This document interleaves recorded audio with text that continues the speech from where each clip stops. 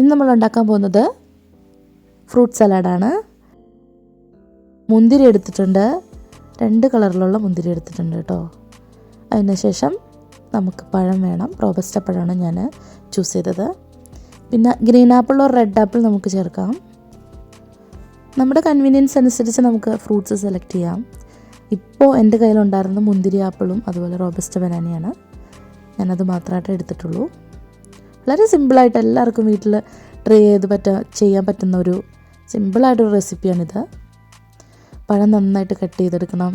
അതുപോലെ ആപ്പിള് കുരുവെല്ലാം കളഞ്ഞ് നമ്മളതിന് ശേഷം കട്ട് ചെയ്തെടുക്കുന്നുണ്ട്.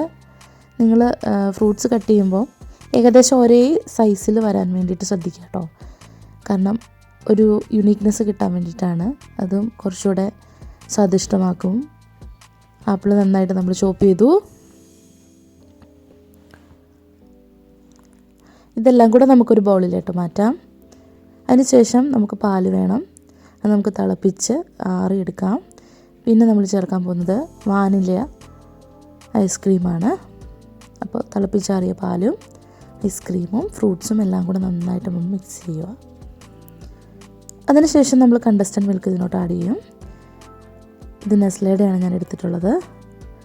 വേറെ പ്രത്യേകിച്ച് പഞ്ചസാരയുടെയോ തേനിൻ്റെയോ ഷുഗർ സിറപ്പിൻ്റെയോ ഒന്നും തന്നെ ആവശ്യമില്ല. അതിനുശേഷം കോൺഫ്ലെക്സ് ചേർക്കാം. കോൺഫ്ലെക്സ് പൊടി ചേർക്കാം. അതൊരു ക്രിസ്പിനെസ് കിട്ടാൻ വേണ്ടിയിട്ടാണ്. ഇടയ്ക്ക് അതിങ്ങനെ കടിക്കുമ്പോൾ നല്ലൊരു രസമുണ്ട് കഴിക്കാനായിട്ട്.